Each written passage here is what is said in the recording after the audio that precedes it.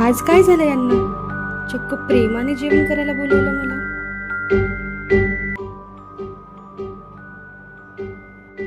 आणि भात असा का लागतोय, रोजच्या पेक्षा वेगळा? काही टाकलं का हिने? दिसत तर नाहीये. अरे ही सारखी अशी का बघते माझ्याकडे? फक्त 2 मिनिट. जाऊ दे, काय म्हटलं तर पुन्हा तमाशा होईल.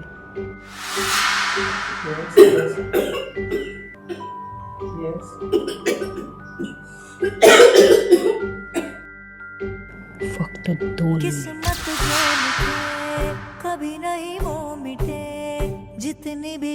मुलगी पुन्हा जन्माला येऊ शकते, पण समाजात इज्जत नाही.